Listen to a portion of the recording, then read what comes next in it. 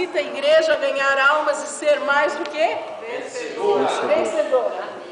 Vamos lá, que eu tenho 5 minutos. Esquece o dedo. Não esqueça não, que o pastor Helmut está aí. Vamos lá. Lição 2. A ascensão de Cristo e a promessa de sua vinda. A ressurreição de Jesus é a vitória completa sobre a morte, o pecado e o inferno.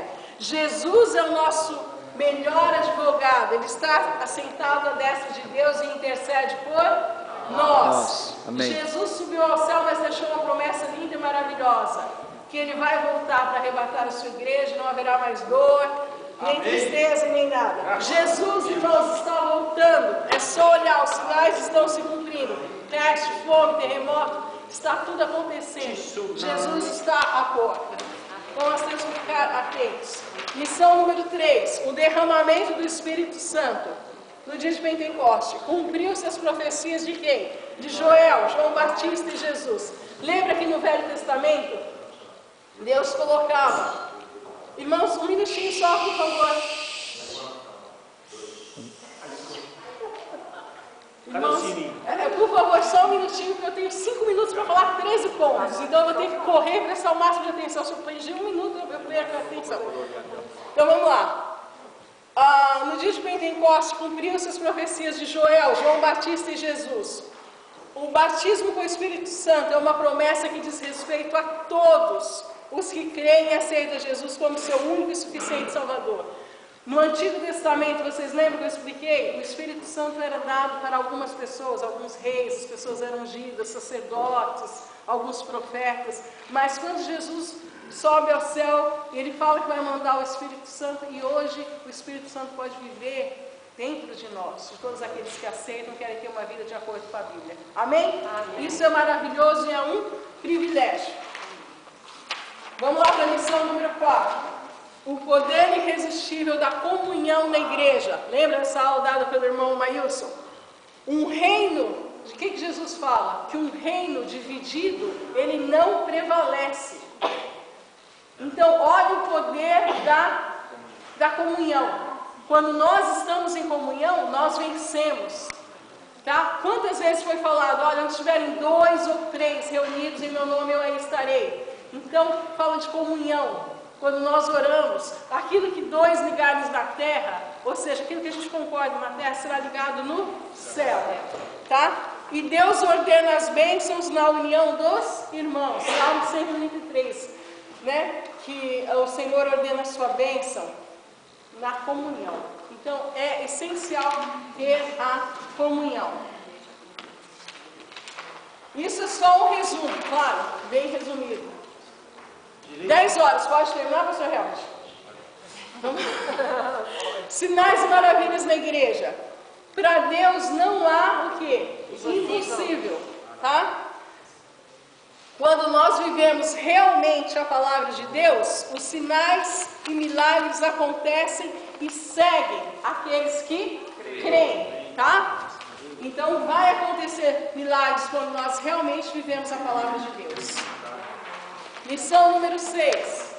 A importância da disciplina na igreja. O que é disciplina, irmãos? Lembra que nós estudamos essa aula?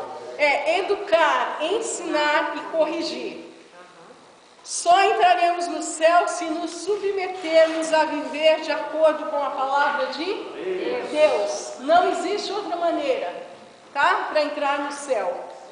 A disciplina é uma prova de amor a Deus. Quando eu realmente amo a Deus, eu me submeto à palavra de Deus. É o único caminho. Muitas pessoas querem seguir a Deus, eu sigo a Deus do meu jeito. Infelizmente, não vai entrar no céu. Tem que ser de acordo com a Bíblia. Lição número 7. Assistência social, um importante negócio. Amar a Deus. O que Jesus falou, né? Que os mandamentos se resumem em 2. Amar a Deus acima de todas as coisas e amar ao próximo como a nós mesmos. Amor significa ação, é igual a ação. Porque Deus amou o mundo de tal maneira que deu o seu Filho unigênito para que todo aquele que crê não pereça, mas tenha vida eterna. Então, eu não posso amar de braço cruzado, eu tenho que amar, provar o meu amor através de ação. Lembra que nós estudamos, que está escrito, que Deus vai nos julgar também pelas intenções do coração? Então eu tenho que amar a Deus, amar o próximo e fazer o bem por amor, porque eu desejo que a outra pessoa esteja feliz também, tá? E além da semeadura, a consequência do amor é a prova, o amor ao próximo é fazer o bem. Além da semeadura, tudo aquilo que a gente planta, a gente vai colher. Isso é uma coisa clara na vida, tá? Então, muitas pessoas falam, está certo que a salvação é pela graça, mas eu provo biblicamente. Lembra aquela passagem que Jesus fala, olha, eu tive fome e você não me deu o que comer, eu estive preso e você não foi me visitar. Então, é importante, Deus vai nos julgar pelas nossas obras também, nós temos que fazer o bem. Se eu amo a Deus, eu faço o bem, tá? É consequência. Aleluia, verdade. Lição número 8. Depois eu vou dar uma palavra. Claro, por favor. Lição número 8. Quando a igreja é perseguida, tá? As portas do inferno jamais prevalecerão contra a igreja de Cristo. Operando Deus, quem impedirá? Se Deus é por nós, quem será contra nós? Ainda que o inferno inteiro se levante, o nosso Deus é maior e luta e peleja por nós. Amém? Amém. Quando nós fazemos a nossa parte, Deus faz o impossível na nossa vida. Lição número 9.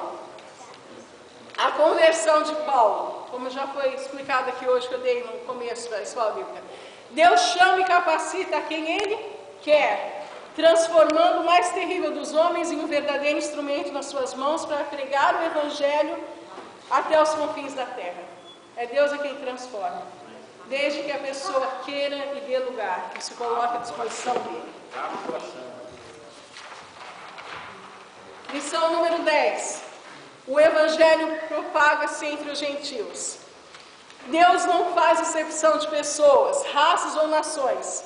O sacrifício de Jesus na cruz do Calvário foi a favor de todos. Agora depende de nós aceitá-lo ou não. Mas Jesus morreu por todos. Amém? Amém. Nosso Deus é justo. Lição número 11. Estou quase acabando. O primeiro concílio da Igreja de Cristo. Eu expliquei essa aula também, vocês lembram? Que começou a haver um conflito entre os judeus e os gentios. Os judeus queriam obrigar os gentios a que usassem os seus usos e costumes, e estavam querendo afastar as pessoas de Jesus, tá? Na realidade, irmãos, pecado é a desobediência à palavra de Deus. Era pecado, é pecado e vai ser pecado sempre. Roubar, matar, falar mal das pessoas, prejudicar as pessoas, uma série de outras coisas. Inveja, cobiça, ira, tá? Então vai ser pecado em qualquer lugar do mundo, em qualquer época. A Bíblia tem que ser um manual da vida cristã. Então, nós temos que seguir a Bíblia e não podemos deixar que os nossos usos e costumes impeçam as pessoas de entrar no reino de Deus, ou de servir a Deus. Ok? Vamos lá. As viagens missionárias de Paulo. Paulo atendeu ao ID de Jesus. O Espírito Santo trabalhava nas vidas e assim a igreja de Jesus se expandia pelo mundo. Quando nós falamos sim para Deus, eu quero ir, então Deus coloca as palavras certas na nossa boca. Mas quem convence o mundo, quem convence o homem do pecado é o Espírito Santo. Mas Deus quer que nós sejamos esse instrumento para falar a palavra de Deus, para que as vidas sejam transformadas. Amém? Amém. E a última, lição número 13, Paulo testifica de Cristo em Roma. Como eu expliquei para os irmãos, Roma era o centro do mundo, centro cultural, centro econômico, tudo aquilo mais. Tá? Então, quando ele vai para lá, ele fica preso dentro da sua casa, em prisão domiciliar por 2 anos em Roma. E há uma grande diferença entre atravessar uma tempestade dentro e fora da vontade de Deus. E aí eu cito aqui, Jonas, lembra que Jonas, Deus mandou ele ir para um lugar e ele foi para o outro? E ele foi engolido por um grande peixe, o peixe já estava quase sufocando ele, ficou lá 3 dias, tal. E Paulo, que sofria por fazer a vontade de Deus. Então Deus estava sempre livrando, porque quando nós somos fiéis a Deus, até as pessoas que estão do nosso lado são abençoadas.